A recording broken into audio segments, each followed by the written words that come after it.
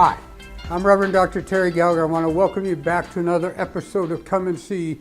And today we're going to wrap up our mini-series on the three great urgent prophetic tasks that a church has to do, a community of people have to do, that people of ethics who are grounded in compassion have to do in face of the climate crisis. So in the first episode, we dealt with the reality, confronting our modern civilization with the reality that the climate crisis is destroying the living systems of the earth and the urgency to respond. In the second episode, we dealt with guiding people through grief. The grief over the loss of a way of life that was based on burning oil, coal, and gas and putting it up in the air and not worrying about the costs and the advantages of cheap transportation and cheap everything that had arrived at. And now today, in the final episode, we're looking at task number 3, which is to communicate hope. You might wonder, well, how can you have hope? Given the reality, the crisis that we're in, and given the fact that we're still grieving, how do we find hope? In light of all the bad news that keeps coming out of Washington, where more regulations are being reversed so that more of the environment is destroyed. How do we find hope? Well, if you've ever really grieved, if you've ever been in a deep, deep grief over the loss of a loved one, then you know the only way through grief is to have the hope that tomorrow will be better, that the future is worth living. Walter Brueggemann, our prophetic theologian, says, in the midst of near despair, the prophetic task is to articulate hope, the prospect of fresh historical possibility assured by God's good governance of the future. And Jim Mantello says, one of the key functions of the church is to help people find meaning as they join together in this common purpose, to save the future for our kids. So are there reasons for hope? Absolutely there are reasons for hope. That's what we're covering in Project Drawdown. Every week we present another technology that makes the future possible for our kids if we but choose to do it. And there are signs all around us. There are governments across the world that have united and said we must do this. We recognize that climate change is real. It's happening now. It's caused by humans, and our response must be with urgency. Every single nation in the world has said that. Every single one. And in response to our current administration saying they're going to back out of the Paris deal, we've got states that are saying, regardless of what you do, we're going to honor, we're going to step up. We have European countries and even the Chinese who are saying, we're going to step up harder to cover that gap.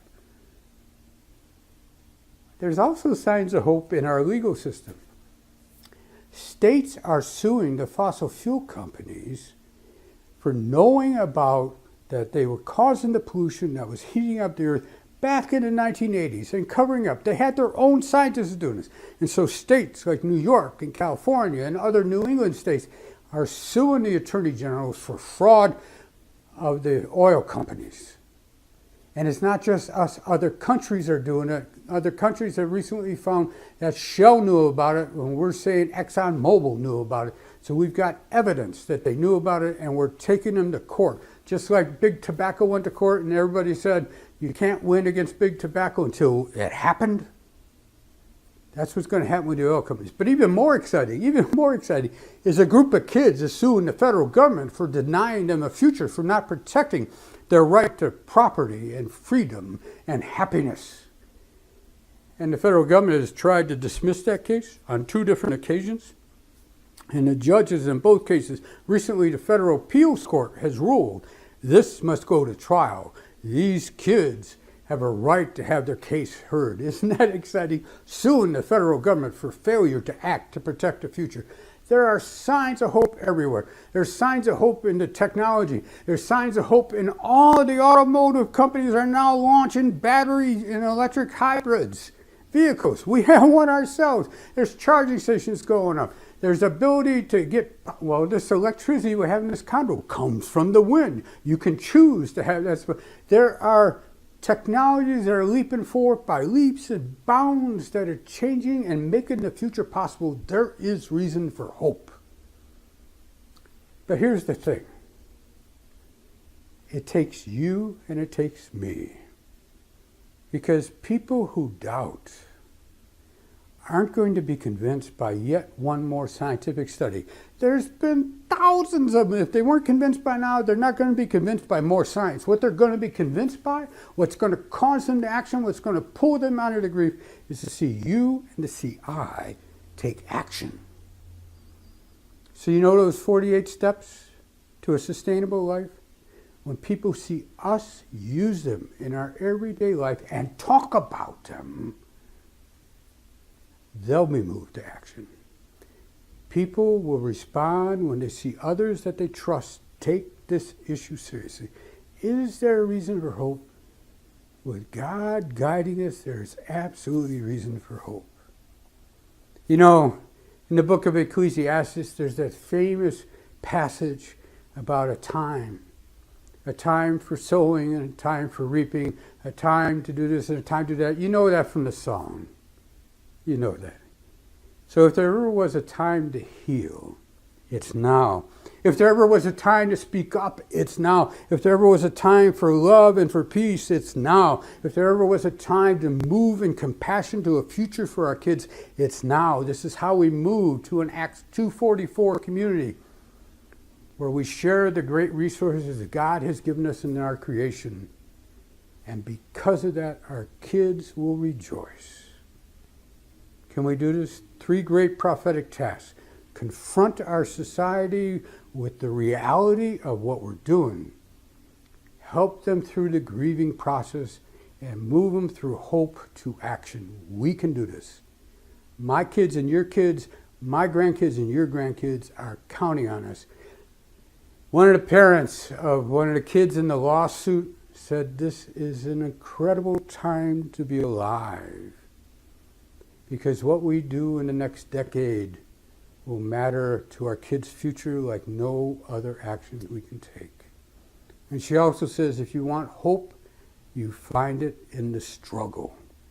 So take those 48 action steps. Take on a couple of the hard ones that you said, "Oh, Terry, you must be nuts if you think I'm going to do that."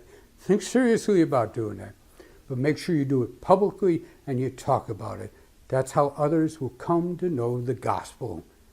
By the way you move your feet, the way you use your hands, the decisions you make, and the love that you show. We can do this. After the final no comes a yes, and our kids' future depends on that. See you next time, where we'll once again return to another new technology that gives us hope for the future if we but choose to do it. Take care.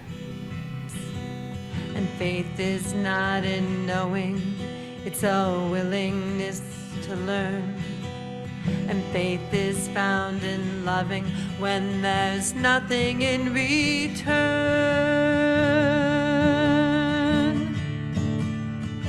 So come and see, around the bend, look my friend, and what could be? Come with me, come with me. There's so much more to know, so come and see. There's so much more to know, so come and see.